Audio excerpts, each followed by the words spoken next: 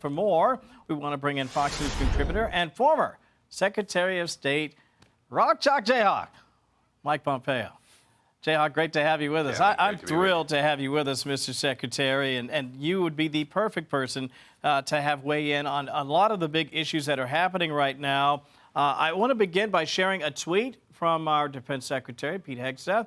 I think it's apropos, given what's happening in Los Angeles. It reads in part, the Defense Department is mobilizing the National Guard immediately to support federal law enforcement in Los Angeles. And if violence continues, active duty Marines at Camp Pendleton will also be mobilized. They are on high alert. Gavin Newsom says that's overkill, overreach, unnecessary. What say you? Well, Kevin, look, this is common sense. This is basic law enforcement. What Secretary of Defense is talking about is bringing in folks to provide support so that we can do the fundamental duty of the government, which is to protect its law enforcement officers and its people from these violent assaults. We do all remember the summer of 20 where this got out of hand and the local law enforcement and governors just let the flames burn. This can't happen this time. And you see President Trump and his team taking the actions that are both appropriate and necessary to protect people. And if we don't support the folks that are doing the important work of securing our southern border, making sure everyone who is here lawfully, and then keeping people and property protected and safe, we'll end up in a really bad place again, and that is not good for the United States of America. So I'm pleased with the response to date.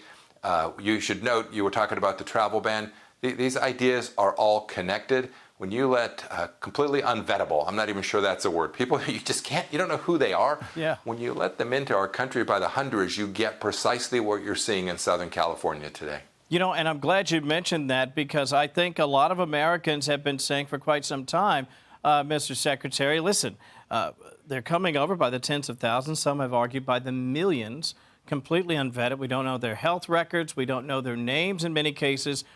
This is not only unsafe, broadly speaking, this could be catastrophic for a nation that's already lived through a 9/11. And so this idea of finally saying, let's stop. Some of these nations need to get their act together, which seemed to be good policy. Yeah, Kevin, when I hear what Congressman Jeffries said this is racial or religious, that's just nonsense. They banned people from certain countries. Didn't matter what race they were, doesn't matter what religion they are. These are countries that don't have good record keeping, have no way to tell what someone's real name is. There's no scanning. These are random people. And we saw for 4 years, we saw hundreds and hundreds of folks on our known terror watch list, the U.S. terror watch list, come across our southern border. That is enormously dangerous. We saw the Chinese Communist Party just this past weeks try to bring in agro-terrorism into our country. You have to get this right. This security is elemental and basic. It's deeply consistent with our Constitution, and it is about time we get this right to reduce the risk for next year, a couple years down the road, and decades from now, when these folks have now embedded themselves in institutions in America, and they'll come back to haunt us as a security matter. You know what, can I ask you about that? Because, again, given your unique experience, Secretary of State, ran the CIA, this is a man who's been the leader, the chief executive of state. He understands the inner workings of government. I'm just curious if at all you feel like we ought to cap or eliminate programs that welcome foreign nationals by the hundreds of thousands into this country each and every year. There seems to be a move afoot on Capitol Hill, Jayhawk. People are saying, listen, you're talking about seats that Americans, frankly, could have on college campuses. I recognize they pay full freight, but you don't know exactly what they're doing. A great many of them, including the pair you mentioned from Michigan, could be up to a number of very nefarious activities. Is it time for change in that perspective? Kevin, I've been talking about this for years. I did see this both as CIA director and then when I was America's top diplomat. 360,000 students a year from the Chinese Communist Party studying in the United States of America. That's a crazy number. And it's certainly the case that Americans could take those slots. But frankly, I'd be happy to have allied nations send some of their folks too, if that's what we need to continue to fuel our innovative economy.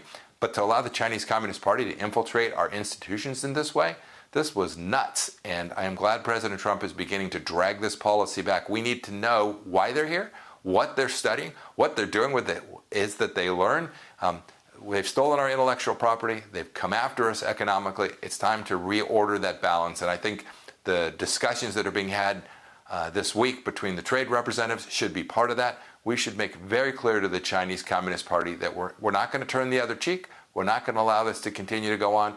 We're going to balance this relationship. And President Trump's made clear that's his intention. Lastly, I just have to ask, because this is going to be a very big storyline moving forward this week, Mr. Secretary. People will be talking about this U.S.-China negotiation that happens over in London. We had a guest on earlier, Phil Kerpen. We were talking about the U.S. trying to somehow forge a deal with the EU. Again, we have a number of separate entities that are all trying to work together, and they're not even unified, I think is a fair, if gentle way to put it.